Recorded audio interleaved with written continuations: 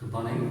TNPSC எக்ஸாமில் வந்து polity சப்ஜெக்டில் ஜெனரல் நாலேஜில் இந்திய அரசியல் சட்டத்தில் வந்து பார்ட் 4 அரசியலமைப்பு கோட்பாடுகள் அதில் வந்து 36 51 ஆர்டிகல்ஸ் பற்றி நம்ம பார்க்க போகிறோம். ஷார்ட்டாக பார்க்கலாம்.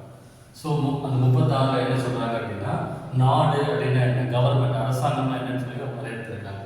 37 என்ன சொல்கிறாங்கன்னா, இந்த அரசியலமைப்பு கோட்பாடுகள் நம்மளுக்கு வந்து கவர்மெண்ட்டில் போய் ஃபைட் பண்ண முடியுமா, கோர்ட்டுக்கு போக முடியுமான்னா போக முடியாது. 38 என்ன சொல்கிறாங்கன்னா, கவர்மெண்ட் நடத்தும்போது அவங்க மக்களுக்கு பிடிச்ச மாதிரியான மக்கள் அரசாங்கத்தை வந்து நடத்தணும் அப்படின்னு சொல்லி சொல்லியிருக்காங்க. 38 என்ன சொல்கிறாங்கன்னா, சமூகத்தில் இருக்கக்கூடிய ஏற்றத்தாழ்வுகளை வந்து களையணும் அப்படின்னு சொல்லியிருக்காங்க. 39 என்ன சொல்கிறாங்க, சில கோட்பாடுகள் சில நெறிமுறைகளை வந்து அரசாங்கம் மக்களை வந்து வழிநடத்தும் போது ஃபாலோ பண்ணணும் அப்படின்னு சொல்கிறாங்க.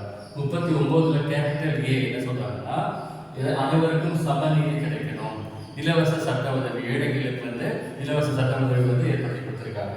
39 வந்து ஸ்மால் ஏபிசிடின்ட்டு அதில் என்ன சொல்கிறாங்கன்னா, வாழ்வாதாரம் மக்களுக்கு பாதுகாக்கணும் அப்படின்றாங்க.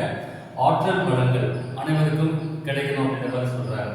இயற்கை வளங்கள் வந்து ஒரு சிலர்கிட்ட மட்டும் போகாமல் அனைவருக்கும் பயன்படணும் அப்படின்றாங்க. சம வேலைக்கு சம ஊதியம், ஆண்களுக்கும் பெண்களுக்கும் ஈக்குவல் வேஜ் வேணும் அப்படின்னு சொல்லியிருக்காங்க. தொழில் சுகாதாரம், ஒர்க் பண்ணுற இடத்துல வந்து ஒரு ஹெல்த்தி கண்டிஷன் இருக்கணும் அப்படின்னு இருக்காங்க. லாஸ்ட்டில் வந்து குழந்தைகளுடைய பாதுகாப்பு வளர்ச்சியை நம்ம பாதுகாக்கணும்னு சொல்லியிருக்காங்க. ஸோ ஆர்டிகல் 40 என்ன சொல்கிறாங்கன்னா, கிராம பஞ்சாயத்துகள்.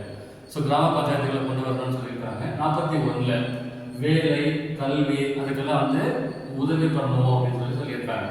42 என்ன சொல்லியிருக்காங்கன்னா, தொழில் செய்கிற இடத்துல வந்து தொழில் செய்ய ஒரு நல்ல ஆரோக்கியமான இடம் வேணும். ப்ளஸ் வந்து மகப்பேறு விடுப்பு. ஸோ பெண்கள் வந்து பார்த்தீங்கன்னா, குழந்தை பேர் பெறும் பொழுது அவங்களுக்கு கவர்மெண்ட் வந்து எம்எல் லீவ் கொடுத்துருக்காங்க.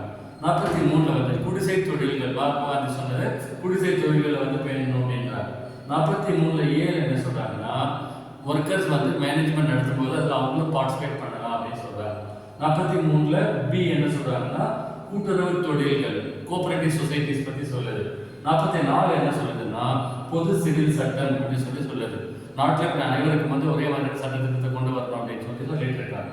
45 என்ன சொல்றாங்கன்னா, குழந்தைகளை பேணணும்னா 6 வயசுக்குள்ள இருக்கிற குழந்தைகளுடைய வளர்ச்சியை பார்த்துக்கணும். 46 ஒடுக்கப்பட்ட மக்களுடைய கல்வி பொருளாதாரம் இதை வந்து மேம்படுத்த அரசாங்கம் முயற்சி செய்யணும்னு சொல்றாங்க.